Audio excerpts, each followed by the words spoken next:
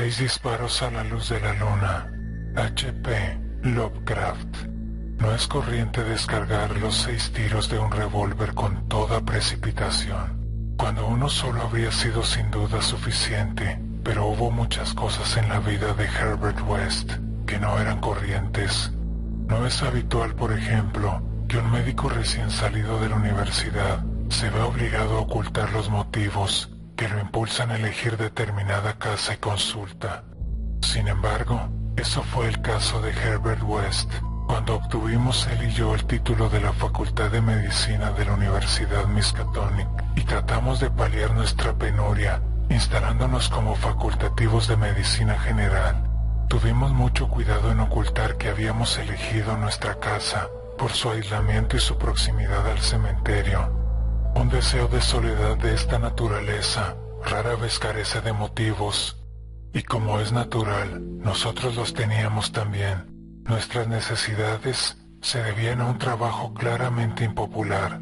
Externamente éramos médicos tan solo, pero por debajo de esa superficie había objetivos de una importancia mucho más grande y terrible, ya que lo esencial en la vida de Herbert West era la búsqueda de las negras y prohibidas regiones de lo desconocido, en las que esperaba descubrir el secreto de la vida y de devolver la animación perpetua al barro frío del cementerio. Una búsqueda de ese género requiere extraños materiales, entre ellos cadáveres humanos recientes, y para mantenerse abastecido de tales elementos indispensables, uno debe vivir discretamente y no muy lejos de un lugar de enterramientos anónimos. West y yo nos habíamos conocido en la universidad y fui el único que simpatizó con sus espantosos experimentos.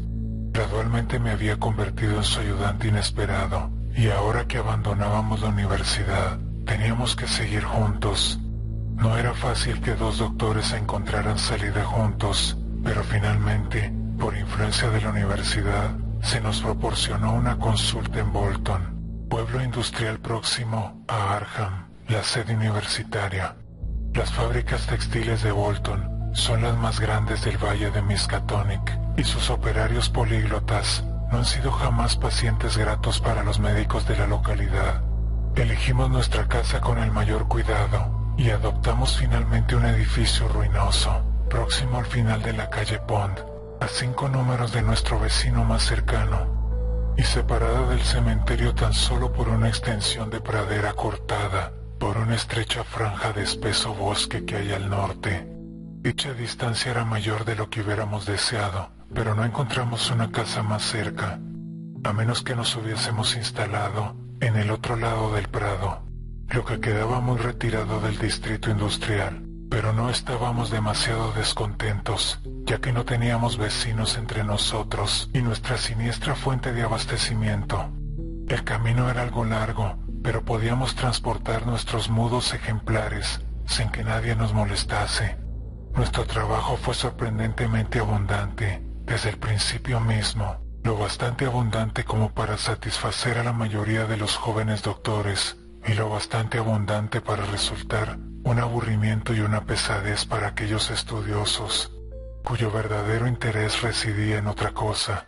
Los trabajadores de las fábricas eran de inclinación algo turbulentas, así que además de sus numerosas necesidades de asistencia médica, sus frecuentes golpes, cuchilladas y pendencias nos daban mucho trabajo, pero lo que verdaderamente acaparaba nuestro interés era el laboratorio secreto que habíamos instalado en el sótano, un laboratorio con su mesa larga bajo las luces eléctricas, donde en las primeras horas de la madrugada inyectábamos a menudo las diversas soluciones de West en las venas de los despojos que sacábamos de la fosa común.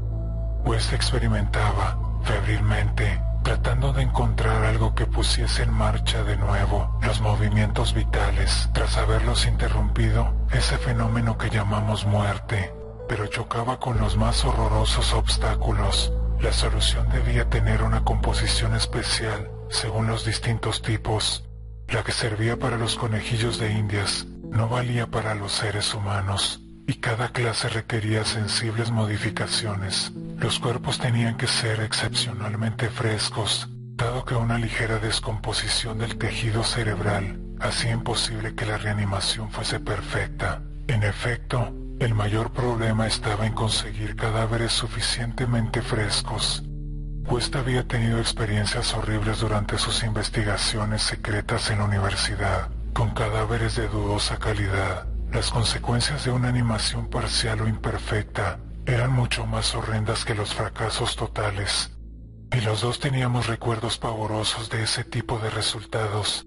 Desde nuestra primera sesión demoníaca en la granja deshabitada de Meadow Hill, Arkham, no habíamos dejado de sentir una secreta amenaza, y West, aunque en casi todos los sentidos era un autómata frío, científico, rubio y de ojos azules, confesaba a menudo, con un estremecimiento, que le parecía que era víctima de una furtiva persecución. Tenía la impresión de que lo seguían, ilusión psíquica debida a sus nervios trastornados y aumentada por el hecho innegablemente perturbador de que al menos uno de nuestros 3 ejemplares reanimados aún seguía vivo. Se trataba de un ser espantoso y carnívoro, el cual permanecía encerrado en una celda acolchada de cetón. Había otro, además el primero cuyo exacto destino nunca llegamos a saber. Tuvimos bastante suerte con los ejemplares de Bolton, mucha más que con los de Arkham. Aún no hacía una semana que estábamos instalados, cuando nos apoderamos de una víctima de accidente, la misma noche de su entierro, y conseguimos que abriese los ojos con una expresión asombrosamente lúcida. Antes de que fallara la solución, había perdido un brazo. De haber tenido el cuerpo íntegro, quizá hubiéramos tenido más suerte. Entre esa fecha y el siguiente mes de enero, efectuamos 3 ensayos más. Uno fue un fracaso total. En otro, conseguimos un claro movimiento muscular. En cuanto al tercero, el resultado fue estremecedor. Se levantó por sí solo y emitió un sonido gutural. Luego vino un periodo de mala suerte. Descendió el número de entierros, y los que se efectuaban eran de ejemplares demasiado enfermos o mutilados para poderlos aprovechar nosotros. Seguíamos la pista a todas las defunciones y circunstancias en que éstas ocurrían con un cuidado sistemático. Una noche de marzo, sin embargo, conseguimos inesperadamente un ejemplar que no provenía de la fosa común. El puritanismo imperante en Bolton tenía prohibida la práctica del boxeo, lo que no dejaba de tener las lógicas consecuencias. Los combates mal dirigidos entre los obreros eran cosa corriente, y de vez en cuando traían de fuera algún campeón profesional de escasa categoría. Esa noche de finales de invierno, habían celebrado un combate de este tipo, evidentemente con desastrosas consecuencias, ya que vinieron a buscarnos 2 polacos asustados, suplicándonos, en un lenguaje casi incoherente, que atendiésemos un caso muy secreto y desesperado. Los seguimos hasta un cobertizo abandonado, donde todavía quedaba un grupo de espectadores extranjeros, observando asustados un cuerpo negro que yacía exánime en el suelo. En el combate se habían enfrentado Kid O'Brien, un joven torpe y ahora tembloroso, con una nariz ganchuda muy poco irlandesa, y Buck Robinson, el betún de Harlem. El negro había sido noqueado, y tras un breve examen, nos dimos cuenta de que no se recuperaría. Era un ser repugnante, con pinta de gorila, unos brazos anormalmente largos que me parecían de manera inevitable patas anteriores, y una cara que irremediablemente hacía pensar en los secretos insondables del Congo, en las llamadas de Tam Tam, bajo una luna misteriosa. El cuerpo debió de tener peor aspecto en vida, pero el mundo contiene muchas fealdades. Aquella gente despreciable estaba asustada, ya que no sabían qué podía exigirle la ley si el caso llegaba a conocerse, y se sintieron agradecidos cuando West, a pesar de mis involuntarios estremecimientos, se ofreció a librarlos del cuerpo en secreto, puesto que conocía muy bien sus intenciones. Había una luna resplandeciente sobre el paisaje sin nieve, pero vestimos el cadáver y lo llevamos a casa, entre los dos por las calles desiertas y el campo. Del mismo modo que transportamos un cadáver parecido una horrible noche en Arkham. Nos dirigimos a casa por el campo de atrás, entramos el ejemplar por la puerta trasera, lo bajamos al sótano y lo preparamos para nuestro experimento habitual.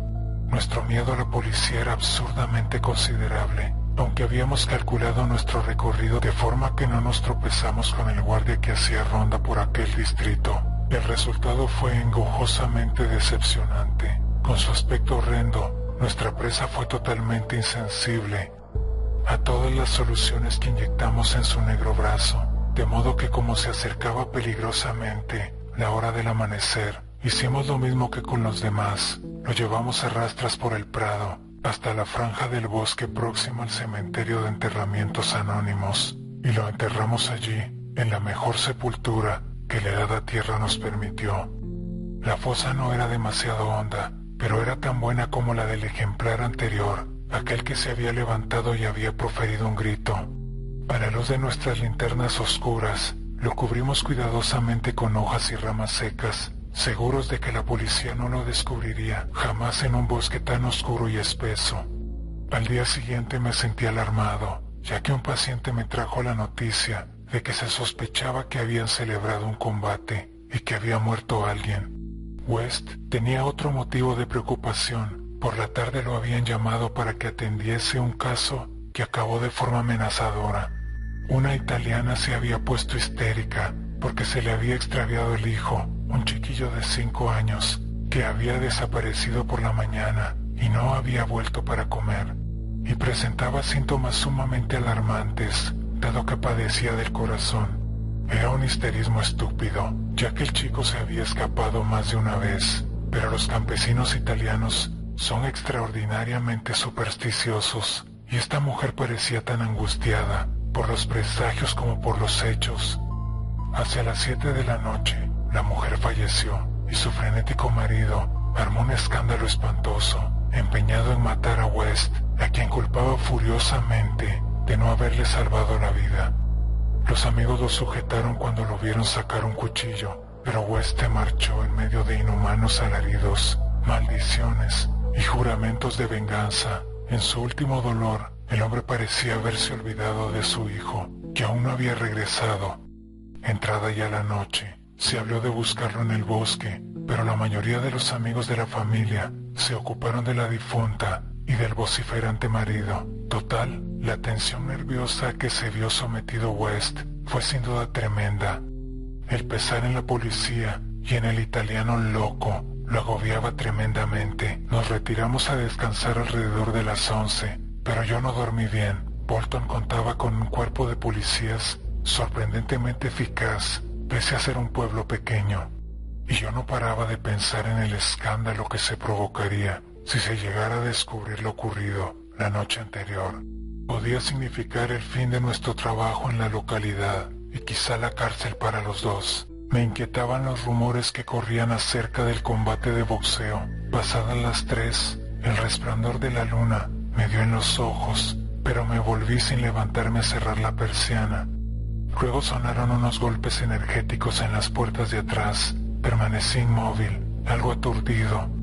Poco después, oí a West llamar a mi puerta. Estaba en bata y zapatillas, y tenía en las manos un revólver y una linterna eléctrica. Al ver el revólver comprendí que pensaba más en el enajenado italiano que en la policía. «Será mejor que bajemos los dos», susurró. «No estaría bien no contestar. Quizás sea un paciente.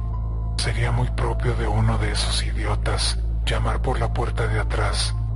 Así que bajamos los dos sigilosamente, con un temor en parte justificado y en parte debido solo al misterio de las primeras horas de la madrugada.